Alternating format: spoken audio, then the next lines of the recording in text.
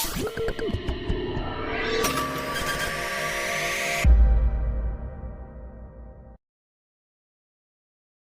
वालेकुम नाज़रीन, आप देख रहे हैं पैगाम टीवी और मैं हूं फैसल। नाज़रीन, अमजद फ़रूक साहब मेरे साथ मौजूद हैं। लोग सैर व तफरी के लिए दुबई जाते हैं, मलेशिया जाते हैं, पता नहीं कहाँ सफ़र करते हैं, लेकिन एजुकेशन की फील्ड से वाबस्ता है और सिर्फ अगर छुट्टियाँ भी की या दुनिया देखने के लिए कहीं घूमे भी, तफरी करने के लिए भी कहीं गए तो जापान का रुख किया और वो सिर्फ एजुकेशन सिस्टम को देखने के लिए गए कि हमारा जो मौजूदा तालीमी निज़ाम है और उस वहाँ का जो तालीमी निज़ाम है उसमें कितना फ़र्क है।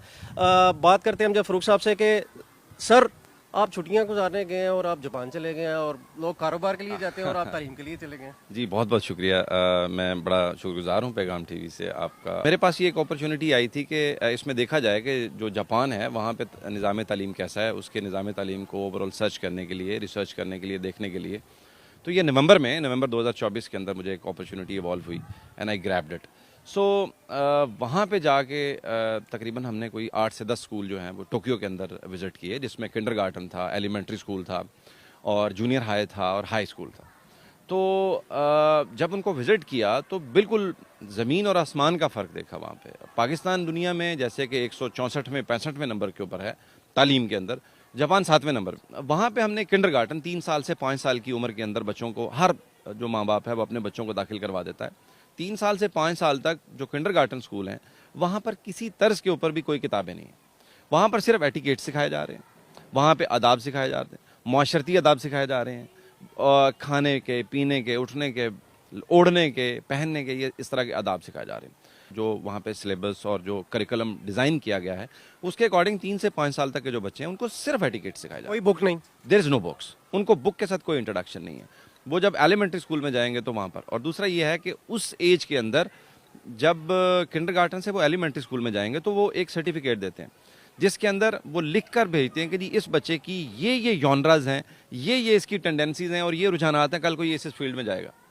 तो वो 2 साल के अंदर ये चीज़ उस बच्चे के अंदर से वो ले लेते हैं। यानी कि 2 साल के अंदर उसकी असेसमेंट करके वो आगे जो नेक्स्ट उसका जो स्टेप है उधर वो आगे उसको दे देते हैं कि आपने बच्चे को इस रुख में अब इन लाइंस के ऊपर जो है वो आपने इसकी तालीम और तरबियत करनी है। वहाँ पर जो सबसे लिए मेरे लिए बड़ी शॉकिंग थी वो ये था कि स्कूल ओपन करता है जी वहाँ का प्रिंसिपल कोई, और जितने भी स्कूल हमने विजिट किए वहाँ पे कोई किसी तरह का कोई स्वीपर नहीं थे, कोई जैनिटर्स नहीं थे, कोई सफाई वाला अमला वहाँ पर मौजूद नहीं था। तो सफाई निस्फ ईमान सुना तो हमने बचपन से है, ये हमारे दीन की तालीम भी है और उसका सही अमली मुजाहरा मुझे जापान में नज़र आया। और पर्टिकुलरली ये चीज़ देखें, स्कूलों के अलावा कोई ऐसा प्लेटफॉर्म नहीं है जो इंसान की शख्सियत के अंदर एक इनकलाब पैदा करे। कौमों की तरबियत का वाहिद जो यही है, यही एक प्लेटफॉर्म है। मतलब इसी प्लेटफॉर्म के ऊपर जो है वो हम रहते हुए एक कौम की तश्कील दे सकते हैं। तो सफाई स्कूलों के अंदर बच्चों से खुद करवाई जाती है, बच्चे खुद करते हैं, बड़े शौक से करते हैं। खाना उनको खुद वो सर्व करते हैं, डिशेस अपनी खुद धोते हैं वहाँ पे अपने क्लासरूम्स की। एक भी स्वीपर हमने वहाँ पे जितने स्कूल विजिट किए नहीं देखा। बच्चों को वहाँ पर ज़राअत के साथ टच रखने के लिए उनसे सब्जियाँ उगवाई जाती हैं। वो सब्जियों की मन्योरिंग, उनकी नॉरिशमेंट, उनकी सारा कुछ ये high school, junior high school के अंदर ये करवाया जा रहा होता है। हर बच्चे की जिम्मेदारी है कि उन सब्जियों की देखभाल करता है। वो जब पक जाती हैं तो फिर जाके घर में पकाते हैं। इसके अलावा क्लासरूम्स के अंदर जो है वो खताती के वहाँ पे सिलेबस पढ़ाया जा रहा है। खताती उनकी हैंड राइटिंग से रिलेटेड, आर्ट्स के रिलेटेड। मैंने जूनियर हाई स्कूल के अंदर एक बड़ी अजीब चीज़ देखी, वो ये था कि वहाँ पे एक बहुत बड़ा किचन था और उस किचन के अंदर कोई 25 चूल्हे थे और बच्चियाँ वहाँ पे जाके खाना पकाना सीख रही थी। ये स्कूल गोइंग जो बच्चियां जो वहाँ पर पढ़ रही हैं, जो पढ़ रही हैं, और उनका कहना ये था कि जितनी भी जूनियर हाई स्कूल से बच्चियाँ जो हैं वो यहाँ से फ्री होकर जाएंगी, वो कल को बड़ी अच्छी शेफ़ बन के जाएंगी। वो अपने घरों में जाके, उनको कोई ऐसा शेफ़ हायर करने की ज़रूरत नहीं है। तो एवरी जो फीमेल बच्ची थी वहाँ पे, जो स्टूडेंट थी, वो उसके लिए वो कंपलसरी था। सर ये सारा कुछ आप वहाँ पर देख के आए और जो हमारे पास इस वक्त स्ट्रक्चर है, क्या समझते हैं क्या करने की ज़रूरत है और कौन सी ऐसे स्टेप्स हैं जो फौरी तौर पर हमें एक अपनी कौम की तरबियत के हवाले से, बच्चों की तरबियत के हवाले से हमें फौरी तौर पर लेने चाहिए? गो के बहुत मुश्किल काम है, लेकिन क्या करने की ज़रूरत है?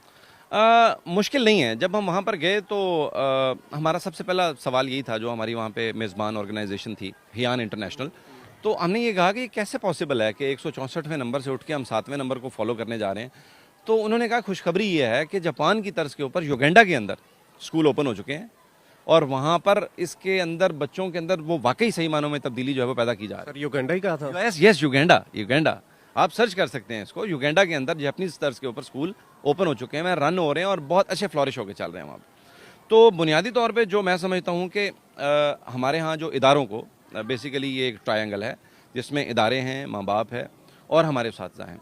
उसातिज़ा के लिए तो ये है कि हम वहाँ पे सुकाडो एलिमेंट्री स्कूल है जिसके ऊपर एक मूवी बनी हुई है, the making of A Japanese. उस स्कूल के ऊपर जो है वो एक डॉक्यूमेंट्री बनी हुई है और उसी स्कूल को हमने खुशकिस्मती से टोक्यो के अंदर विज़िट किया।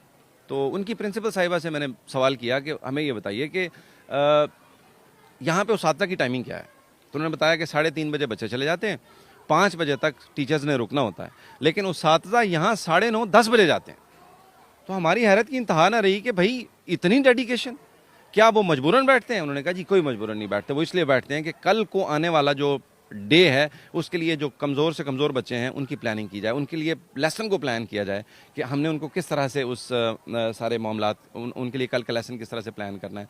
जो थोड़े कम पढ़ने वाले हैं उनका प्लान अलग होगा, जो अच्छे पढ़ने वाले हैं उनका प्लान अलग होगा। तो ये उनकी डेडिकेशन थी। जहाँ उसातिज़ा की डेडिकेशन इस लेवल पे होगी तो वहाँ पर रिजल्ट आएंगे सर। जाहिर बात वो एक कौम भी बन के उभर के सामने आएगी और पूरी दुनिया। एग्जैक्टली। हालांकि जापान को देखें हम कई बार तबाह हो चुका है, लेकिन उसकी जो जीडीपी देखें या उसका स्ट्रक्चर देखें वो किसी भी मुल्क को कंपेयर नहीं कर सकते आप। एज ए कॉम जो है वो sir they are far ahead, वो हमसे काफ़ी ज़्यादा आगे हैं। अब इसमें यह है कि जो चीज़ें हमने वहाँ अपने इस तजर्बे के दौरान सीखी हैं और जिनको यहाँ पे इम्प्लीमेंट किया जा सकता है, आपके चैनल के तवस्सुल से मैं अरबाब इख्तियार जो हमारे तालीम के शोबे में हैं और जो हमारे बाकी जो भाई हैं जो प्राइवेट इंस्टीट्यूशन चला रहे हैं, अब मैं ये समझता हूँ कि हम अपने इन नौनिहालों को एक बड़ी अच्छी पाकिस्तानी मुहिब वतन और दीन इस्लाम को फॉलो करने वाली जो एक कौम है वो बना सकते हैं, जिसके लिए कुछ चीज़ा ज़रूरियात इस चीज़ की हैं कि हमें अपने बच्चों के अंदर सबसे पहले बीइंग एन एजुकेशनिस्ट हमें तख्लीकी सलाहियत पैदा करनी होगी। उनकी तख्लीकी सलाहियत जो वो लेकर पैदा हुए हैं वो उनके अंदर पैदा, फोर्स नहीं करना, यस उनको जो है वो उसको उजागर करने की ज़रूरत है।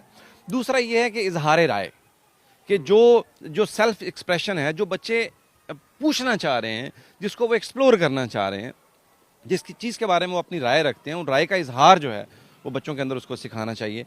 और दूसरा है चीज़ों को चैलेंज करना। अगर कुछ ऐसी चीज़ें जो उनको नज़र आता है कि वो ठीक नहीं है, अकॉर्डिंग टू द लॉ नहीं है, अकॉर्डिंग टू इस्लाम नहीं है, तो उसको वो खुल के चैलेंज कर सकें। तो चैलेंज करना जो है मैं समझता हूँ बच्चों के अंदर ये अगर हम पैदा कर दें तो बहुत ज़बरदस्त है। और सबसे अहम बात जो है वो ये है कि दूसरों की केयर करना। ये चीज़ मैंने वहाँ पे बेइंतहा देखी। इवन के कोई स्कूल गोइंग स्टूडेंट्स हैं या जो रोड पे चलते हुए लोग हैं, वो एक दूसरे की केयर करने में बहुत आगे तक हैं।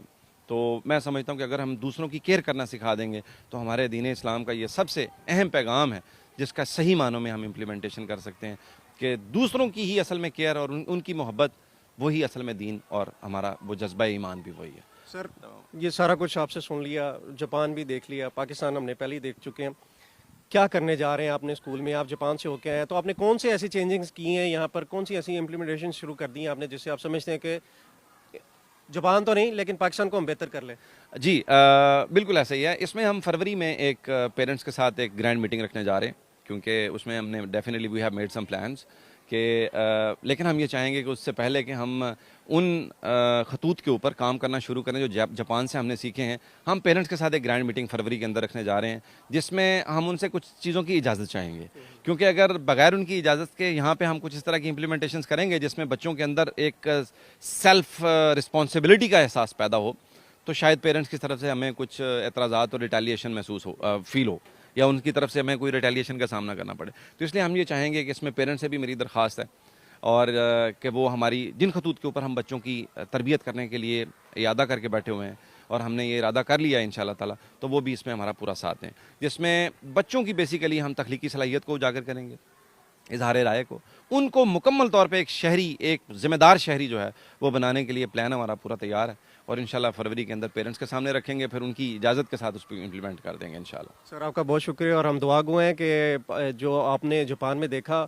और वो पाकिस्तान में वो आप इम्प्लीमेंट कर सकें, ताकि नाज़रीन ये मैं आपको ये बात बताता चलूँ कि मौजूदा जो हमारा तालीमी निज़ाम से लेकर जितने भी निज़ाम जो जिसको हम फॉलो कर रहे हैं, अगर उसको बेहतर करना है तो उसका सिर्फ एक ही तरीका है कि जो ट्रायंगल, जैसा कि एक पेरेंट्स है और स्कूल, खासकर ये दो चीज़ें ऐसी हैं जिससे कौमें तैयार होती हैं और जब तक इसमें बेहतरी नहीं आएगी कभी भी पाकिस्तान तरक्की की वो मनाजिल तैयार नहीं कर सकेगा जो पाकिस्तान को करनी चाहिए थी।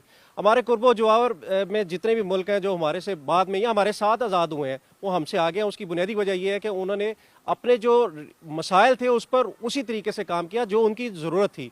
तो मैं समझता हूँ कि ज़रूरत इस चीज़ की है कि जो हम देखते हैं उसको सिर्फ डिबेट की हद तक ना रखें, हम उससे सीखें। दौर बदल चुके हैं, डिजिटल दौर आ गया है, बच्चों की डिमांड बढ़ गई हैं, बच्चे अब उन चीज़ों से बाहर आ गए हैं जिसमें हम पैदा हुए थे। तो मैं समझता हूँ कि ये आज की वीडियो देखने से और जो है इसमें जो चीज़ें हम जो क्लिप्स ऐड करेंगे जो कि जापान में सर ने विज़िट किए वो देखने के बाद यकीनी तौर पर अगर आप बच्चे की तरबियत उस लिहाज से करेंगे तो आप अपने बच्चे को बेहतरीन जो है एक इंसान बना सकते हैं।